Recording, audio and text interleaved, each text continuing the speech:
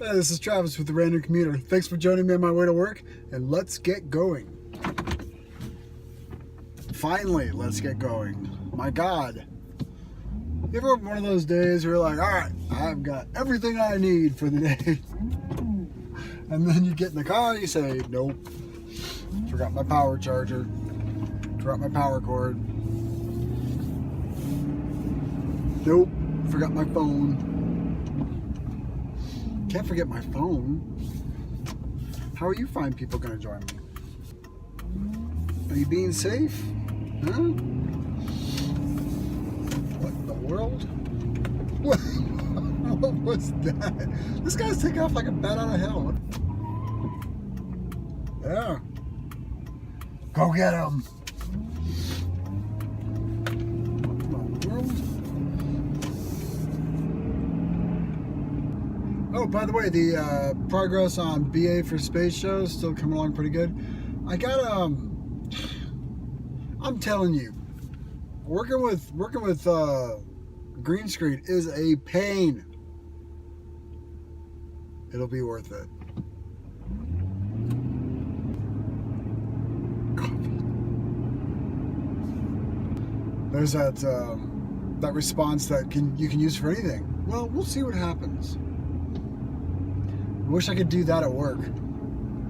If I didn't know something or I wasn't sure about something, just respond with a very confident air about you and just say, well, we'll see what happens. Like, stay tuned. My boss would be like, no, you're going to tell me right now what happens.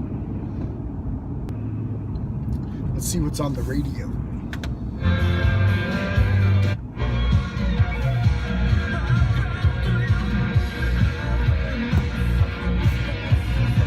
I don't know what this is.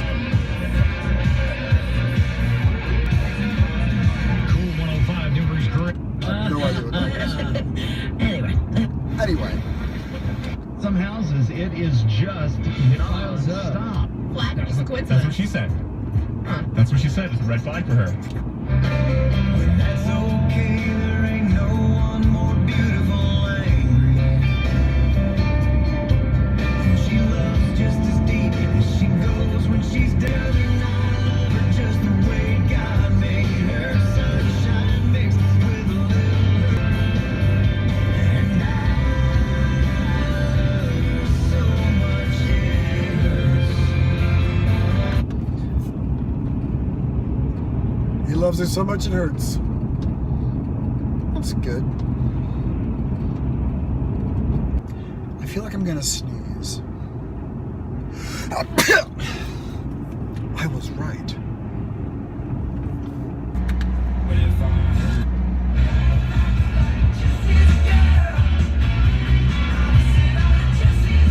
I do actually like this song.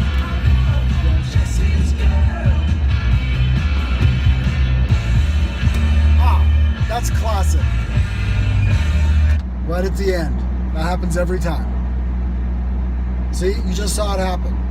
Don't tell me it didn't happen. Wrong. But she... Oh, from the business.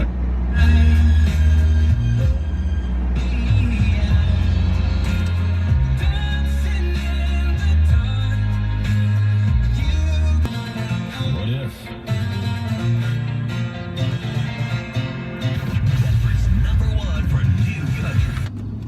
Don't know what that was all about. So I noticed on my commutes, I'm starting to see the same cars. Although I'm actually really cognizant of, you know, if I see the same, like, because if I see a Tesla, I'm like, see, there's a Tesla. I see one every single day on the way to work. And I want to be careful that it's not the same Tesla every single time. And it's not. Like, that's a red Tesla. That's a blue one. That's a Model X. That's a Model S. That was a P90. But I think I see the same transvestite waiting for the bus every single time. Because the first one I was like, huh. And then I just kept seeing it. It's like, okay. So if we're doing the same routines every single day at roughly the same time, paths will cross. So it's not that strange. It's one of the things I like to talk about with. I mean, my wife is just sick to death of it, but if somebody's like runs into someone they know or whatever, and they're like, "What are the chances?" I don't know. Let's think about it. What are the chances? All right. So let's take an example, a relatively simple example, like what are the chances of seeing a transvestite standing at a bus stop, 2 times in a week? Pretty good. They're going to work, and at a certain time, I'm going to work at a certain time, they catch the bus at the same time, I'm driving at the same time. And let's go ahead and say that there is probably an average wait time at a bus stop, especially if you know when the bus is coming, which that person definitely knows when the bus is going to be there. So there's going to be 10-minute average wait time, maybe even 7-minute average wait time. So that is 7 minutes flexibility I have to cross paths. So how much ground do I cover in 7 minutes? So I'm cruising at 30 miles an hour. And so in 7 minutes, I cover 3 miles. All right.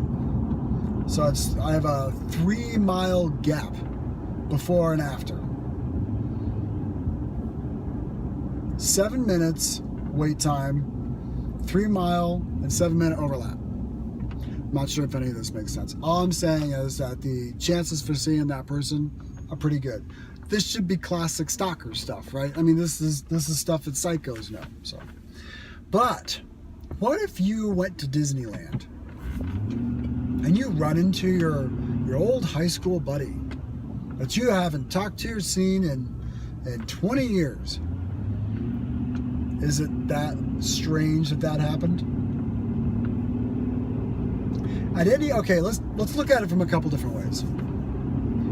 Let's just take the probability of running into someone that you have not seen in 20 years.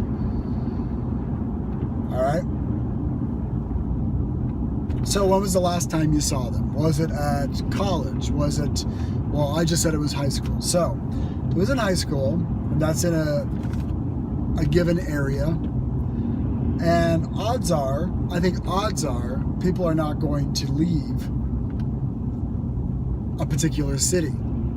They might move around the city, but they're not going to leave a particular city. So running into someone that you know that you haven't seen in a long time in the same city is actually pretty good, because people gravitate towards certain hubs, social events. So it would be probably weirder if you didn't see them. Now, let's say that at any given moment, think about all the people that you've ever known or met or run into throughout your entire life, and then spread them out throughout the whole city, and then combine all the probabilities that they're going to congregate in certain places that humans congregate, whether that be the bus station or downtown or a concert. These are places that groups of people that attract the same demographic, to which my friends and I were the same age, and this is where we congregate. So running into somebody based off of that is probably pretty good. Now, you may not turn your head and notice them, or they might be behind you.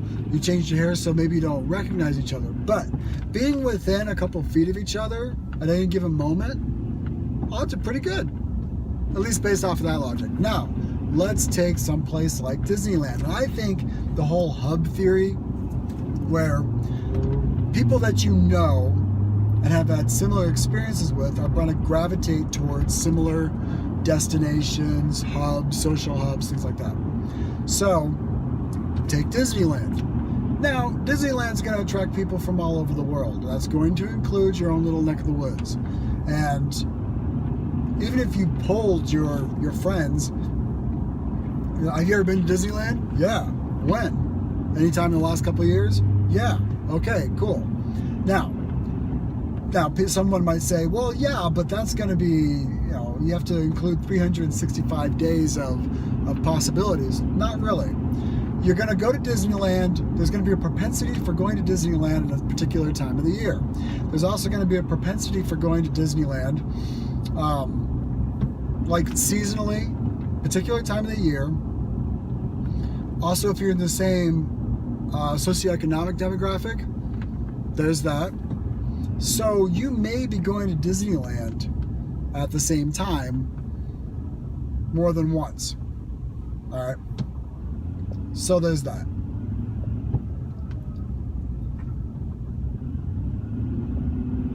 So that's kind of just an extension of social hubs within a regional area or a township or something like that to America. I mean, think about all the different places in the United States that people go to visit or gravitate towards. They gravitate towards, tourist attractions. Now, if you're gonna ask me what the odds are that somebody's going to run into somebody else and BFE in the middle of a state that you've never been to or thought about, well, I guess you have to look at all the variables on that. Is there a social propensity to be there? If you polled other people, it's like, have you ever been to this one place? No, but maybe I know someone who has. See, things like that. So whenever someone says it's fate or destiny, I don't know, I kind of push back based off of that logic.